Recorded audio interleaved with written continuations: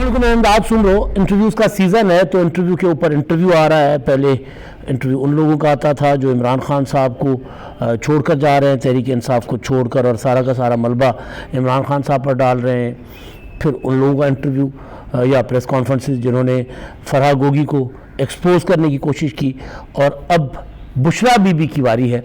और ज़ाहिर है ये होना था। बुशरा बीबी के ख़िलाफ़ बहुत बड़े बड़े इंकशाफात सामने आ रहे हैं। वो जो ओपन सीक्रेट्स थी वो दोबारा खुल रहे हैं, वो दोबारा सामने लाए जा रहे हैं। लेकिन इस बार गवाहान आ गए हैं सामने, और जो इंटरव्यू या जो चीज़ें सामने आ रही हैं उसमें एक चीज़ ये साबित हो रही है कि इमरान खान साहब इक़्तिदार में ही कठपुतली नहीं थे, घर में भी कठपुतली थे।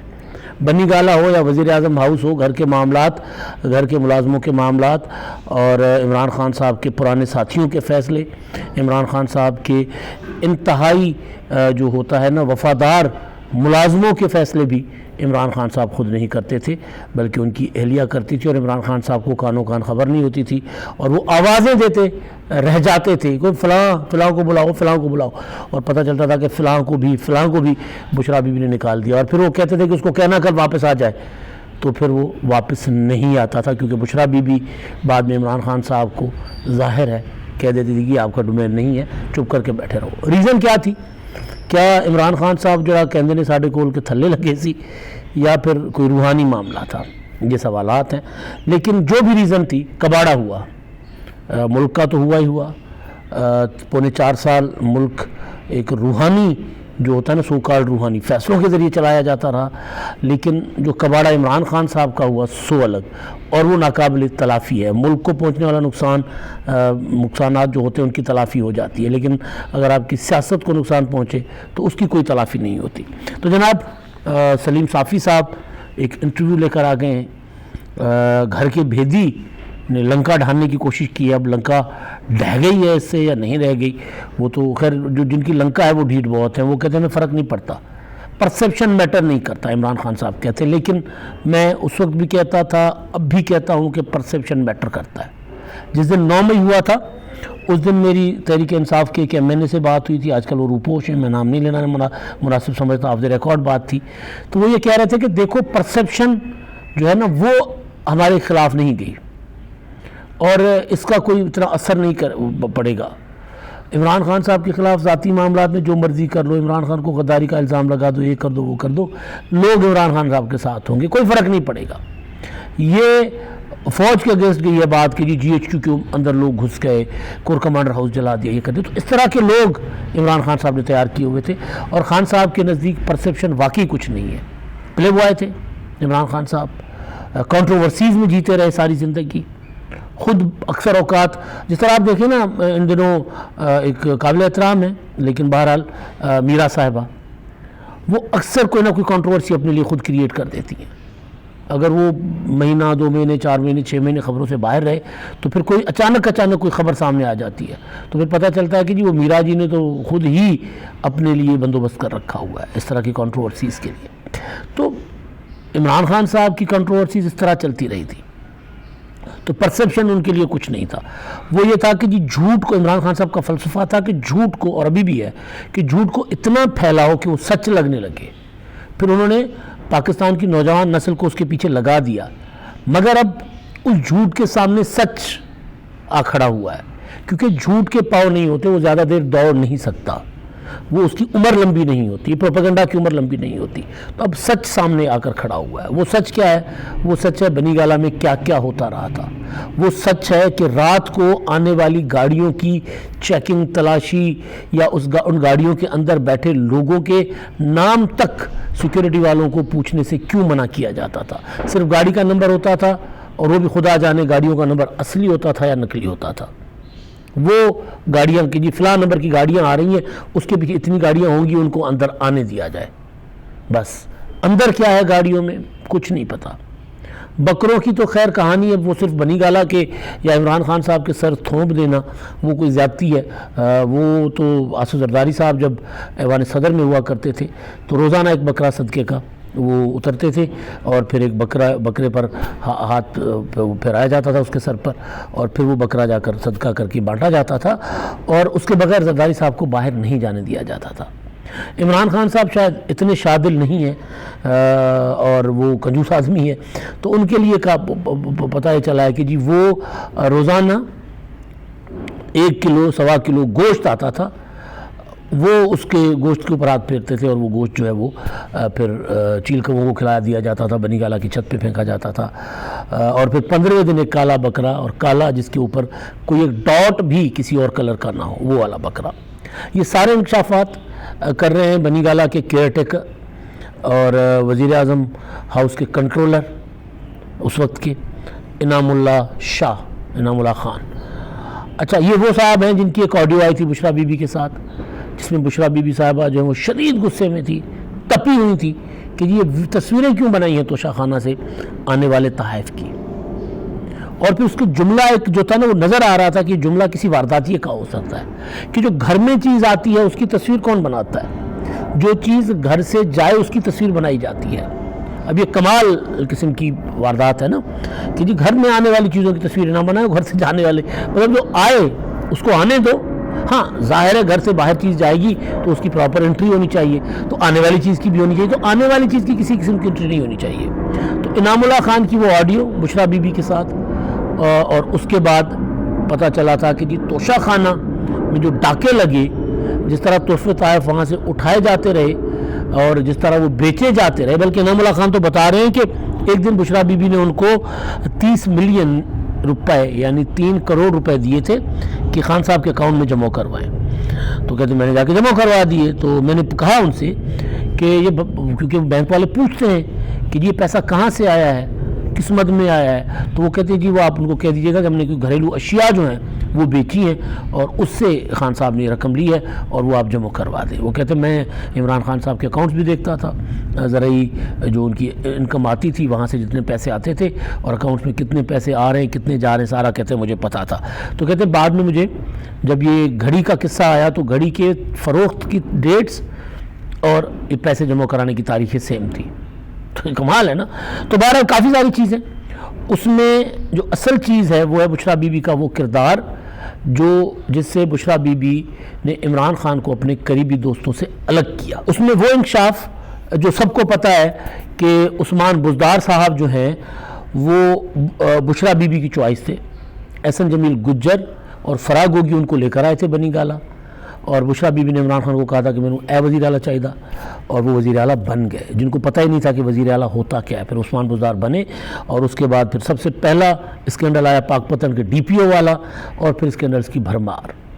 پھر جو بندہ جاتا وزیر اعظم ہاؤس، طاہر خورشید نام کے ایک شخص جو ہے وہ پرنسپل سیکرٹری تھے، وہ عمران خان صاحب اپنا بزدار صاحب کے ساتھ ڈیرہ غازی خان کے ساتھ تھے جب وہ تحصیل ناظم ہوا کرتے تھے، اور وہ وہاں پر اسسٹنٹ کمشنر تھے اس تحصیل کے، تو وہاں سے وہ ساتھ تھے، ان کا ساتھ تھا۔ اور اس وقت سے کہتے ہیں کہ جی انہوں نے یہ ان کو سکھایا، بلکہ مرحوم عمر شیخ صاحب اب وہ دنیا میں نہیں رہے، تو وہ اکثر بتایا کرتے تھے کیونکہ اس وقت وہ پولیس افسر تھے وہاں پر، کہ وہ جوڑی وہاں سے وہ بنی تھی کہ بزدار صاحب نے کہا تھا کہ جی سانو دسو کہ بس بھوکے مر گئے تھے، ریگستان کچھ ہے ہی نہیں، بارانی علاقہ ہے اور بارشیں آتی ہیں، کوئی سیلاب سلوب آتے ہیں تو کوئی 2-4 روپے بند ٹوٹنے کی مد میں، بند بنانے کی مد میں، کوئی امداد کی مد میں آ جائیں، ورنہ تو یہاں کچھ بھی نہیں ہے۔ تو پھر وہاں پر جو ٹیکے صاحب اور ان کی جوڑی بنی تھی کہ کیسے پروجیکٹ بنائے جائیں اور کیسے مال بنایا جائے یہ، اور پھر اس کے بعد پھر وہ کمشنر تھے، جب یہ سی ایم بنے تو ان کو یہاں پر لے کر آ گئے پرنسپل سیکرٹری کے طور پر۔ تو وہ پھر مال جو ہے وہ جو بنتا تھا وہ مال سیدھا بنی گالہ لینڈ کرتا تھا۔ اب یہ بات علیم خان کر رہے ہیں، یہ بات عمران خان صاحب کے دیگر قریبی ساتھی اس وقت بھی کرتے رہے، لیکن اس وقت کیونکہ میڈیا کو کہا گیا تھا کہ اچھا رپورٹ کرو، مثبت رپورٹ کرو، ورنہ یہ انٹرویوز اس وقت بھی آتے۔ میں نے جب گھڑی چوری کی خبر دی تھی 2 اکتوبر 2021 کو، تو ہمارے ویلاگ ظاہر سنے جاتے ہیں، تو اتنا بھی نہیں ہے کہ بالکل کسی کو کانوں کان خبر نہ لگی ہو۔ تو جو میڈیا جعلی اکاؤنٹ سے اٹھا کر خبریں چلاتا تھا، وہ ایک اتھینٹک خبر ایک جرنلسٹ دے رہا ہے، لیکن وہ میڈیا وہ خبر نہیں چلا رہا تھا کیونکہ میڈیا کو اجازت نہیں تھی سب شبھ شبھ بولنا ہے، سب اچھا اچھا بولنا ہے، کسی قسم کی عمران خان کے خلاف کوئی ایسی بات نہیں کرنی۔ تو جو انکشافات کر رہے ہیں انعام اللہ خان صاحب، وہ یہ کہہ رہے ہیں کہ تحائف آتے تھے، صرف وہ نہیں آتے تھے جو تحائف کوئی بھیجتا تھا، تحائف منگوائے جاتے تھے فرمائش کر کے کہ جی ہمیں تحفہ چاہیے فلاں صاحب۔ 3-4 خاص لوگ رکھے ہوئے تھے، پیسے والے امیر لوگ، اور وہ ان کو اکثر بشریٰ بی بی صاحبہ فون کر کے کہہ دیتی تھی کہ تحائف۔ اون چودھری والا قصہ سب کو پتہ ہے کہ جی وزیر اعظم بنے عمران خان صاحب، انہوں نے رات کو کارڈ شارڈ بانٹ رہے تھے، تقسیم کر رہے تھے، اور اچانک ان کو پھر لیٹ نائٹ کال جاتی ہے، وہ بتا رہے ہیں، اس کی تصدیق کر رہے ہیں کہ ہم ساتھ ہی تھے، اور میں ایک ہوٹل میں کارڈ بانٹ کر اور اس سے الگ ہو گیا اور دوسرے ہوٹل میں وہ گئے، تو اون چودھری تو ان کو نئی ملک نے فون کر دیا کہ جی وہ اپنا آپ نہیں آ سکتے، کیونکہ بشریٰ بی بی کو خواب آیا ہے کہ جی اون چودھری اچھا آدمی نہیں ہے، اس کو نہیں لانا اپنا اس میں تقریب میں۔ تو اب یہ بات جو ہے وہ عمران خان صاحب نے کی، اور یہ بات اپنا یعنی اون چودھری جیسے وفادار ساتھی کو الگ کروایا۔ جہانگیر ترین صاحب کے متعلق باتیں جو تھی وہ بھی یہی کہ جہانگیر ترین صاحب کا کیونکہ پنجاب میں اثر رسوخ تھا، بشریٰ بی بی اپنا اثر رسوخ رکھنا چاہ رہی تھی پنجاب میں، لہٰذا ان کو پتا تھا کہ اگر جہانگیر ترین سی ایم ہاؤس کی نگرانی کریں گے، سی ایم ہاؤس پر نظر رکھیں گے، تو پھر بشریٰ بی بی جو چاہتی ہیں، وہ جس مقصد کے لیے انہوں نے عثمان بزدار کو لگایا ہے، وہ مقصد پورا نہیں ہوگا۔ لہذا انہوں نے جہانگیر ترین کو سازشیں کر کے، پھر سازشوں میں اعظم خان تھے، سازشوں میں پھر اس وقت دیگر کافی سارے لوگ تھے وہ شامل تھے، انہوں نے مل کے سازشیں کر کے پھر جہانگیر ترین صاحب کو وزیر اعظم ہاؤس سے نکال دیا، اور عمران خان نے جہانگیر ترین کے احسانات تک بھلا دیے۔ زلفی بخاری بہت قریب تھے، لیکن بعد میں کہتے ہیں کہ زلفی بخاری بھی ناراض ہو گئے۔ اسی طرح جو سب سے قریب رہے وہ صاحب جو ہے اپنا فیصل جاوید صاحب، سینیٹر فیصل جاوید، وہ جو اپنا state secretary P T I کے، ان کے بھائی خرم جاوید، وہ بشریٰ بی بی کے قریب ہوتے تھے، کہتا ہے میں خان صاحب کے قریب ہوتا تھا۔ اور پھر تصویریں دیکھ کر وہ تصدیق کر رہے ہیں اس بات کی کہ فیصلے تصویریں دیکھ کر ہوا کرتے تھے کہ کس کو لگانا ہے، کس کو نہیں لگانا ہے، یعنی D G I S I جیسے معاملہ، وہ کہتے اس وقت میں تو نہیں تھا، لیکن جو کچھ عمران خان صاحب جس طرح ان کو کوئی تقرر ہوتے تھے، ٹکٹیں بانٹنی ہوتی تھی، کسی کو کون سا عہدہ دینا ہے، تو پہلے کہتے ہیں کہ جی ان کی تصویریں میرے سے منگوایا کرتے تھے، اور تصویریں منگوانے کے بعد وہ فیصلہ کیا کرتے تھے کہ کس کو کون سا عہدہ لگانا ہے، اور تصویریں بشریٰ بی بی دیکھ کر پھر فیصلہ کرتی تھیں۔ اور اپنا جو بکرے قربان صدقے کے ان کی سریاں، وہ تو میں کہہ رہا ہوں وہ تو ہمارے یہاں کامن ایک فنامنا ہے، وہ کوئی انوکھی چیز نہیں ہے، مطلب یہ ہمارے یہاں وہ سری جو ان کی ہوتی ہے بکرے کی منڈی، وہ اپنا پھینکی جاتی تھی قبرستانوں میں تاکہ کیڑے مکوڑے کھا لیں۔ اور بات جو ہے اصل وہ یہ کہ بشریٰ بی بی صاحبہ جو سوال ہوا تھا کہ جی عمران خان صاحب اگر کوئی فیصلہ کر لیتے، یا بشریٰ بی بی کو ایک فیصلہ کر لیتی اور عمران خان صاحب کے اگینسٹ وہ فیصلہ جاتا، تو پھر کیا عمران خان اس فیصلے کو ختم کرواتے تھے؟ تو جواب تھا کہ نہیں، چلتی بشریٰ بی بی صاحبہ کی تھی۔ پھر سوال ہوا سلیم صافی نے کیا کہ اس کی وجہ کیا ہے، کہ عموماً جو تاثر ہے کہ اپنا خاوند جو ہوتے ہیں وہ اپنی بیگمات کا کہا نہیں ٹالتے، تو ایک یہ ریزن تھی یا کوئی روحانی؟ تو انہوں نے کہا نہیں، یہ کوئی روحانی معاملہ تھا، یہ تابعداری، روحانی تابعداری تھی۔ اس تابعداری کو جو ہمارے ہاں کہتے ہیں کہ تھلے لگا بیگم دے، وہ والی بات نہیں تھی۔ تو یہ معاملات، اچھا اب اس میں جو چیز جو نکھر کر آ رہی ہے، جو کھل کر سامنے آ رہی ہے، وہ بڑی ابھی دھوپ آ رہی ہے میرے پاس، بڑی کڑاکے دار دھوپ ہے، کیونکہ سموگ ختم ہو گئی ہے نا لاہور سے، بارش ہوئی ہے، تو میں نے بڑا کونا پکڑا گھر کا کہ جی میں سائے والے کونے میں بیٹھوں، لیکن بہرحال دھوپ آ رہی ہے تو تھوڑا سا مجھے مینیج کرنا پڑے گا تاکہ ذرا آپ کو ڈسٹربنس نہ ہو، لیکن تو اب ہو گیا میرا خیال ہے ٹھیک۔ تو وہ جو اپنے معاملات جو تھے وہ اس طرح چل رہے ہوتے تھے۔ اب سوال یہ ہے کہ اب یہ بشریٰ بی بی کے اگینسٹ یہ چیزیں سامنے آنا کیوں شروع ہو گئی ہیں؟ تو جواب یہ ہے کہ یہ چیزیں ہونی تھی، کیونکہ بڑے عرصے سے ایک خبر آ رہی ہے کہ جی بشریٰ بی بی کی پریس کانفرنس آئے گی، خاور مانیکا کی پریس کانفرنس آ سکتی ہے، اور یہ عمران خان کے اگینسٹ سب سے زیادہ خطرناک انکشافات ہوں گے، سب سے زیادہ خطرناک پریس کانفرنسز ہوں گی اگر وہ کریں گے۔ تو یہ اس سلسلے کی ایک کڑی ہے کہ بشریٰ بی بی نیب کی طرف سے بھی وہ پریشرائز کیا جا رہا ہے، نیب نے ان کو بلایا تھا، ابھی نہیں گئی تھیں، انہوں نے ذرا وقت مانگ لیا، اور اب یہ ہے کہ ان کو اس طرح کہ جو کچھ ہو رہا تھا بنی گالہ میں زمان پارک میں، جتنے چوریاں جتنے ڈاکے ہو رہے تھے، جو عمران خان صاحب کے دور کی غلطیاں ہیں وہ ساری کی ساری بشریٰ بی بی کے ذریعے ہوا کرتی تھیں، بشریٰ بی بی ڈکٹیٹ کروایا کرتی تھی. تو ظاہر ہے اس میں ذمہ دار تو عمران خان صاحب ہے. بشریٰ بی بی اگر ہوں گی بھی تو ایک پارٹنر کے طور پر ہوں گی، ایک کو اکیوز کے طور پر ہوں گی.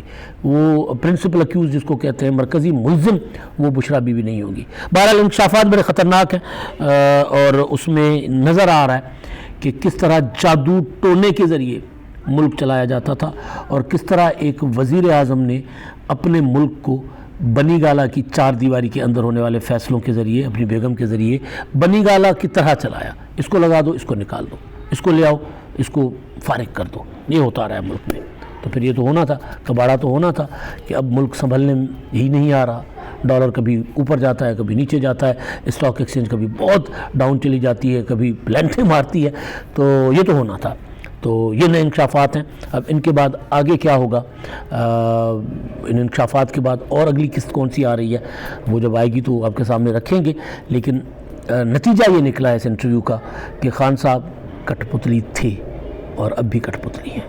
اب بھی وہ انتظار کر رہے ہیں کہ کوئی ان کی ڈوریاں ہلائے. اب تک کے لیے اتنا ہی. اللہ حافظ.